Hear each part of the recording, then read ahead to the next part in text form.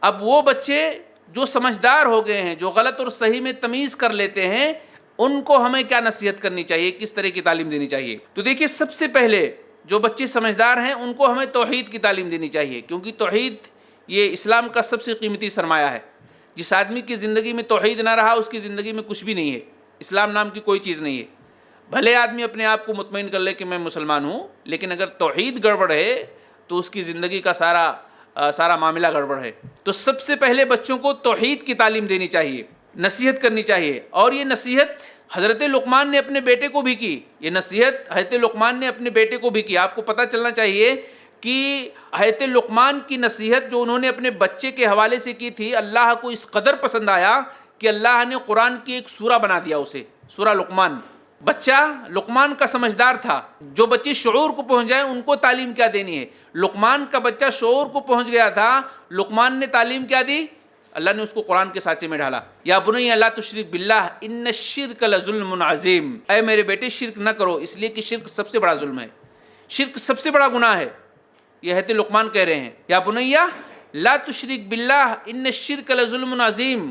اس آیت کریمہ سے ایک بات یہ بھی معلوم ہوئی کہ اپنے بیٹوں کو کس طرح سے مخاطب کیا جائے، بیٹا کہہ کر کے بلایا جائے، اے میرے بیٹے ادھر آؤ۔ کیا کسی والد نے یا کسی ماں نے اپنے بیٹے کو اس طرح سے مخاطب کبھی کیا ہے؟ کبھی اس طرح سے بلایا ہے کہ میرے بیٹے ادھر آ جاؤ؟ کتنی میٹھی زبان ہے یہ، کتنا اس کے اندر پیار اور محبت ہے۔ لوگ کہتے ہیں کہ ہمارا بچہ نافرمان ہے، ہمارا بچہ بات نہیں سنتا ہے۔ کبھی آپ اس طرح کی زبان استعمال کر کے تو دیکھیے اپنے بچوں کے حوالے سے، کیسے آپ کا بچہ آپ کے پاس بھاگ کر کے آتا ہے۔ تو لقمان نے کہا، یا بنی لا تشرک باللہ ان الشرک لظلم عظیم، اے میرے بیٹے شرک نہ کر، اس لیے کہ شرک سب سے بڑا گناہ ہے۔ اللہ کے نبی علیہ الصلوۃ والسلام نے بھی ایک بچے کو نصیحت کی۔ وہ کون ہے؟ عبداللہ ابن عباس رضی اللہ تعالیٰ عنہ، مشہور صحابی ہیں۔ یہ ایک بار نبی کریم صلی اللہ علیہ وسلم کے ساتھ سواری پر بیٹھے ہوئے تھے، سواری پر آپ کے ساتھ بیٹھے ہوئے تھے، تو نبی نے ان کو نصیحت کیا۔ کیا کہا؟ یا غلام، اے بچے، یا غلام، اے بچے، انی اعلمک کلمات، میں تجھے چند نصیحتیں کرنا چاہتا ہوں۔ دیکھیے بچوں کو نصیحت کس طرح سے کی گئی۔ لقمان نے اپنے بچے کو نصیحت کیسے کی؟ شرک نہ کرو۔ اس کے بعد اور بہت ساری نصیحتیں ہیں، نماز پڑھو اور اس طریقے سے اکڑ کے مت چلو اور تکبر مت کرو، بہت ساری نصیحتیں ہیں۔ نبی کریم صلی اللہ علیہ وسلم کیا کہہ رہے ہیں؟ عبداللہ ابن عباس سے کہہ رہے ہیں، یا غلام، اے بچے، انی اعلمک کلمات، میں تجھے چند باتیں سکھانا چاہتا ہوں۔ وہ باتیں کیا تھیں؟ آپ نے کہا، احفظ اللہ یحفظک اللہ، تو اللہ کی حفاظت کر، اللہ تیری حفاظت کرے گا۔ اللہ کی حفاظت کر مطلب اللہ تو سب کی حفاظت کرتا ہے۔ اللہ کی حفاظت کر مطلب اللہ کی شریعت، اللہ کے قانون، اللہ رب العالمین نے جو تعلیمات نازل کی ہیں انسانوں کی رہبری کے لیے، ان تعلیمات کی حفاظت کر، اس پر عمل کر، اللہ کے قانون کی پاسداری کر، پھر اللہ اس کے بدلے میں تیری حفاظت کرے گا۔ شریعت میں جو کچھ اترا ہے محمد رسول اللہ صلی اللہ علیہ وسلم کے حوالے سے، اس شریعت کو تو دل و جان سے مان لے، تسلیم کر لے، عمل کر لے، تو اللہ تیری حفاظت کرے گا۔ دوسری نصیحت کیا کی؟ احفظ اللہ تجدہ تجاہک، کہ تو اللہ کی حفاظت کر، تو اللہ کو اپنے سامنے پائے گا۔ یعنی جب بھی پریشان ہوگا، جب بھی تجھے مدد کی ضرورت ہوگی، اللہ رب العالمین تیری مدد کے لیے تیار ہوگا۔ کب؟ جب تو اللہ کی حفاظت کرے گا۔ اللہ کی حفاظت کا مطلب کیا؟ کہ اللہ کی شریعت کی حفاظت، اللہ کی باتوں کو تسلیم کرنا، ماننا، اللہ نے جو کچھ کہا ہے، جو کچھ حکم دیا ہے اسے کرنا، اور جن چیزوں سے روکا ہے اسے رک جانا، یہ اللہ کی حفاظت ہوئی۔ اور کیا نصیحت کیا اللہ کے نبی نے؟ کہا کہ وَإِذَا سَأَلْتَ فَاسْأَلِ اللَّهِ، جب تو سوال کر تو اللہ سے ہی سوال کر، مانگ تو اللہ سے ہی مانگ۔ اور اسی طریقے سے وَإِذَا اسْتَعَنْتَ فَاسْتَعِنْ بِاللَّهِ، اور جب تو مدد طلب کر تو اللہ رب العالمین ہی سے مدد طلب کر۔ دیکھیے توحید کی دعوت کس طرح سے آ رہی ہے اس کے اندر۔ اور پھر کیا کہا؟ وَاعْلَمْ أَنَّ الْأُمَّةَ لَوْ اجْتَمَعَتْ عَلَىٰ أَن يَنفَعُوكَ بِشَيْءٍ، اور جان لے کہ اگر دنیا کے سارے لوگ جمع ہو کر کے تجھے کچھ فائدہ پہنچانا چاہیں تو نہیں پہنچا سکتے مگر اتنا ہی جتنا تیرے مقدر میں لکھا ہے۔ اور یہ بھی جان لے کہ سارے لوگ مل کر کے دنیا کے اگر تجھے نقصان پہنچانا چاہیں تو اتنا ہی پہنچا سکتے ہیں جتنا تیرے مقدر میں لکھ دیا گیا ہے۔ یہ کس طرح سے توحید کی دعوت دے رہے ہیں محمد رسول اللہ صلی اللہ علیہ وسلم۔ تو آپ اپنے بچوں کو، ان بچوں کو جو سمجھدار ہو گئے ہیں، سب سے پہلے آپ توحید کی دعوت دیں۔ اس طرح سے چھوٹی چھوٹی حدیثیں جس میں اس طرح کی تعلیم دی گئی ہے آپ اسے بتائیں، نہ کہ جنات کی کہانیاں اور پریوں کی کہانیاں۔ دیہاتوں میں اکثر پیرنٹس اس طرح کی کہانیاں بچوں کو سناتے رہتے ہیں کہ بچہ تھوڑا مطمئن ہو جائے۔ عجیب تماشا ہے، اسلام کی تعلیمات کیا کم ہے سنانے کے لیے؟ لیکن اس کو چھوڑ کر کے لوگ بھوتوں اور پریتوں کی کہانیاں سناتے ہیں۔ تو بہرحال اس طرح سے بچوں کو نصیحت کی جائے جس میں ان کا بھلا ہو. اور پھر بچے جب شعور کو پہنچ جائیں تو توحید کے بعد انہیں نماز اور وضو کا طریقہ بھی بتایا جائے کہ وضو کیسے کیا جاتا ہے, نماز کیسے پڑھی جاتی ہے. اللہ کے نبی علیہ الصلوۃ والسلام کی اس بات کو بتایا جائے کہ آپ نے فرمایا مرو الصبیہ بالصلاۃ اذا بلغ 7 سنین, کہ اپنے بچوں کو نماز کی تعلیم دو, انہیں حکم دو جب وہ 7 برس کے ہو جائیں, اور جب وہ 10 برس کے ہو جائیں تو انہیں ان پر ضرب بھی لگاؤ, انہیں مارو بھی اگر وہ نماز نہیں ادا کرتے ہیں تو یہ نصیحت کی جائے بچوں کے سامنے کہ دیکھیے اللہ کے نبی علیہ الصلوۃ والسلام نے بیٹے اس طرح کی بات کہی ہے کہ 7 برس کے ہو جائیں تو انہیں مسجد کی طرف لے جایا جائے, نماز پڑھانے کا عادی بنایا جائے, اور اگر 10 برس کے ہو جائیں نہیں پڑھتے تو ان کو مارا بھی جائے. تو اب تم میرے مار سے بچ نہیں سکتے اگر نماز کی پابندی نہیں کرو گے. تو اس طرح سے نصیحتیں آپ اپنے بچوں کو کر سکتے ہیں جس میں آپ کی اور ان کی دونوں کی بھلائی ہے. اسی طریقے سے قرآن کی تلاوت پر اکسایا جائے, قرآن کی تلاوت پر اکسایا جائے. آپ نے اکثر یہ حدیث سنی ہوگی کہ کوئی اگر حافظ قرآن ہو تو قیامت کے روز اسے اللہ تعالیٰ جو ہے سونے کا یا کچھ تاج پہنائے گا, لیکن وہ روایت ضعیف ہے, صحیح نہیں ہے. اس کے مقابلے میں ایک دوسری روایت جو صحیح روایت ہے میں آپ کے سامنے پڑھتا ہوں. اللہ کے نبی علیہ الصلوۃ والسلام فرماتے ہیں کہ وہ لوگ جو قرآن کی تلاوت کرتے ہیں, حفظ کی بات نہیں کہی گئی ہے, قرآن کی تلاوت کرتے ہیں, آپ فرماتے ہیں کہ وَيُكْسَى وَالِدَاهُ حُلَّتَيْن لَا تَقُومُ لَهُمُ الدُّنْيَا وَمَا فِيهَا فَيَقُولَانِ يَا رَبِّي أَنَّ لَنَا هَذَا فَيُقَالُ بِتَعْلِيمِ وَلَدِكَ الْقُرْآنَ, کہ قیامت کے روز والدین کو 2 جوڑے پہنائے جائیں گے. قیامت کے روز کچھ والدین کو 2 جوڑے پہنائے جائیں گے, ریشم کے کپڑے پہنائے جائیں گے جو دنیا اور آخرت کی تمام چیزوں سے زیادہ مہنگی ہوگی, دنیا اور آخرت کی تمام چیزوں سے بہتر ہوگی, وہ مہنگی ہوگی. وہ پیرنٹس والدین کہیں گے کہ یہ کہاں سے ہوا, اتنا بڑا اعجاز, اتنا بڑا مقام, اتنا بڑا مرتبہ اللہ رب العالمین کیسے مجھے عطا کر رہا ہے. تو اللہ رب العالمین ان سے کہے گا کہ بِتَعْلِيمِ وَلَدِكَ الْقُرْآنَ, کہ تمہارا بچہ قرآن کی تلاوت کرتا تھا, یہ اس کی وجہ سے تمہیں یہ مقام دیا جا رہا ہے.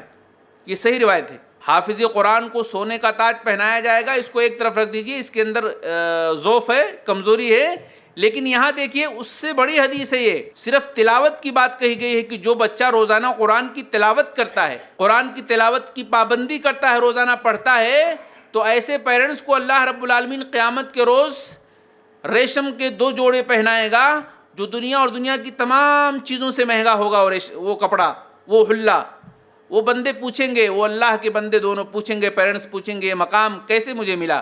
اللہ رب العالمین ان سے کہے گا تمہارے بچے کی قرآن کی تلاوت کی وجہ سے مقام تم کو عطا کیا گیا ہے. تو بچوں کو اس لائق بنائیے, قرآن کی تلاوت کا عادی بنائیے. کتنا بڑا فائدہ ہے, کتنا بڑا فائدہ. بتائیں آپ, بچہ قرآن کی تلاوت کرے گا, فائدہ آپ کو مل رہا ہے. بچہ قرآن کی تلاوت دنیا کے اندر کر رہا ہے اور اللہ رب العالمین تمہیں وہ مقام عطا کرے گا کہ لوگ دیکھ کر کے رشک کریں گے. ظاہر بات ہے اس طرح کے کپڑے پہنا کر کے لوگوں کے سامنے اللہ رب العالمین حاضر کرے گا, یہ کوئی معمولی بات ہوگی, یہ بڑے فخر کی بات ہوگی, بڑی عظیم بات ہوگی. تو اس لیے اپنے بچوں کو قرآن کی تعلیم بھی سکھایا جائے, انہیں بتایا جائے, اور اس طریقے سے اس کے جو باریکیاں ہیں ان باریکیوں پر بھی اس طرح کی تعلیم دی جائے کہ وہ باریکیاں بھی قرآن کی سیکھ لیں. اسی طریقے سے روزے کا حکم بھی دیا جائے. بچوں کو نماز کا حکم دیں گے آپ, اور اس طریقے سے وضو وغیرہ کے طریقے بتائیں گے, اور قرآن کی تلاوت پر ابھاریں گے, تو کیا آپ روزے کی تعلیم نہیں دیں گے؟ روزے کی بھی تعلیم دیں. روزے کی تعلیم کب دیں گے آپ؟ رمضان کے مہینے میں نہیں, بلکہ جو نفلی روزے آتے ہیں جیسے محرم کے روزے ہو گئے, یوم عرفہ کے روزے ہو گئے, مہینے کے 3 دن کے روزے ہو گئے, جمعرات اور اس طریقے سے پیر کے روزے ہو گئے.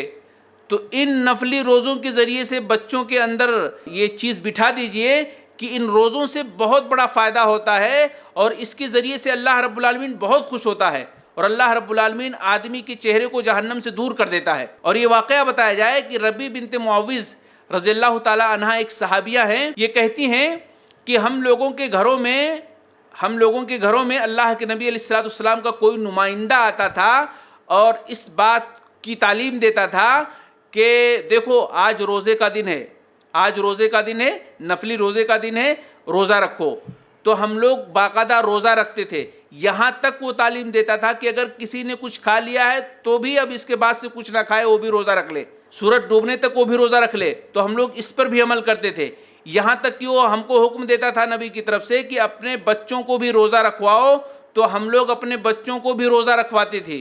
یہ ربی بنت معوذ کہتی ہیں. یہاں تک کہ جب ہمارے بچے بھوک سے بلکنے لگتے تو ہم انہیں کپاس کے کھلونے, مٹی کے کھلونے دے کر کے بہلا دیا کرتی تھی, اور اس طریقے سے جب سورج غروب ہوتا تھا تو ہم سب بیٹھ کر کے روزہ افطار کر لیا کرتی تھی۔ کس طرح کی تعلیم دی جاتی تھی پہلے زمانے میں؟ کیا کبھی اس تعلیم پر ہم نے عمل کیا ہے؟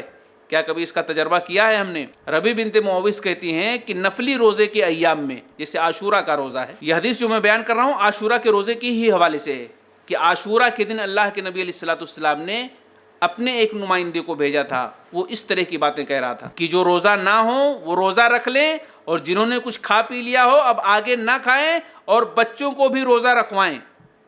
تو ربیع بنت معوذ کہتی ہیں کہ ہم اس پر عمل کرتے تھے، مرد اور خواتین تو رکھ لیتی تھی روزہ، کوئی مشکل نہیں ہوتا، لیکن ہمارے بچے تو بھوک کی وجہ سے تڑپنے لگتے، 4-6 گھنٹے کے بعد بھوک کی وجہ سے نڈھال ہو جاتے، مگر کیا کرتی؟ کیا انہیں کھانا اور پانی پیش کر دیتی؟ نہیں، کہتی ہم انہیں کھلونے سے دے کر کے بہلاتی اور پھسلایا کرتی تھی، کپاس کے کھلونے، اون کے کھلونے ان کے لیے مہیا کرتی تھی، اور اس طریقے سے اس کو کھیلتے رہتے تھے یہاں تک کہ مغرب کا وقت ہو جاتا تھا، اذان کا وقت ہو جاتا تھا۔ تو نفلی روزے کا بھی عادی بنائیے۔ اسی طریقے سے سونے اور بیدار ہونے کے جو آداب ہیں، سوتے وقت کیا پڑھتے ہیں وہ ساری دعائیں بتائی جائیں، بیدار ہونے کے بعد کیا پڑھی جاتی ہے وہ ساری دعائیں بتائی جائیں۔ اس میں بہت بڑا فائدہ ہے، اس کا اتنا بڑا فائدہ ہے کہ آپ اندازہ کریں، شاید آپ کو عجیب سا لگے یہ، ابھی پرسوں کی بات ہے، میں پڑھ رہا تھا ایک کتاب، اس میں یہ بات لکھی گئی تھی کہ اگر کوئی شخص سونے اور جاگنے کی دعائیں پابندی سے پڑھ لے، سونے اور جاگنے کی دعائیں پابندی سے پڑھ لے، تو جنات، شیطان اور جادو وغیرہ کا کبھی بھی اس کے اوپر اثر نہیں ہوگا۔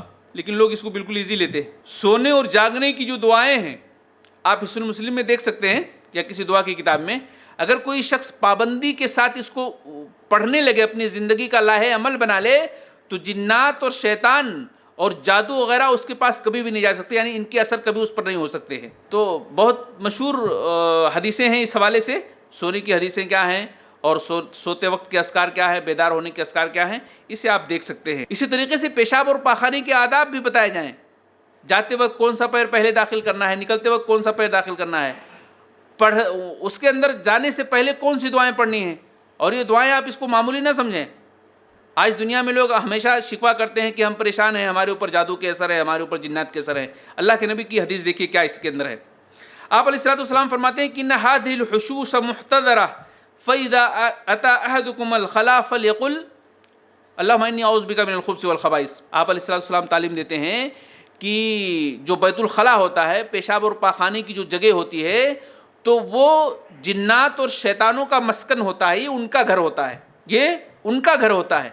جیسے ہماری رہائش اس طرح کی عمارتیں ہوتی ہیں، ایسے ان کی رہائش پیشاب اور پاخانے کی جگہیں ہوتی ہیں۔ تو آپ علیہ الصلوۃ والسلام نے فرمایا کہ جب تم میں سے کوئی کبھی بیت الخلاء جائے، پیشاب اور پاخانے کے لیے جائے، تو چاہیے کہ وہ یہ دعا پڑھ لے، اللہم انی اعوذ بک من الخبث والخبائث، اس لیے کہ وہاں پر جنات اور شیطان ہوتے ہیں، وہاں پر جنات اور شیطان ہوتے ہیں۔ تو اس دعا کا اہتمام کیجئے، دیکھیے کتنا بڑا فائدہ ہوتا ہے۔ اللہ کے نبی علیہ الصلوۃ والسلام فرماتے ہیں ان هذه الحشوش محتضرہ، وہاں حاضر رہتے ہیں۔ ایسا نہیں ہے کہ ابھی ہوں گے، ابھی ہم جا رہے ہیں تو بھاگ گئے ہوں گے۔ آپ نے کہا کہ محتضرہ، وہ حاضر رہتے ہیں وہاں پر۔ تو جب بھی آپ اس کے اندر داخل ہوں، اس سے پہلے آپ یہ دعا پڑھ لیں، اللہم انی اعوذ بک من الخبث والخبائث، اے اللہ میں تیری پناہ میں آنا چاہتا ہوں خبیث جنوں اور جناتیوں سے، جن مردوں اور اسی طریقے سے جنیاں عورتوں سے میں تیری پناہ میں آنا چاہتا ہوں۔ آپ نے دعا کر لی، اللہ سے پناہ طلب کر لیا، اب آپ کو کوئی نقصان نہیں پہنچا سکتے۔ اور جب نکلیں، آپ فارغ ہوں، تو بہت ہی پیاری دعا ہے اور بہت ہی چھوٹی دعا ہے، غفران کا، اس کو پڑھ لیں، انشاءاللہ آپ جنات و شیطان وغیرہ سے محفوظ رہیں گے۔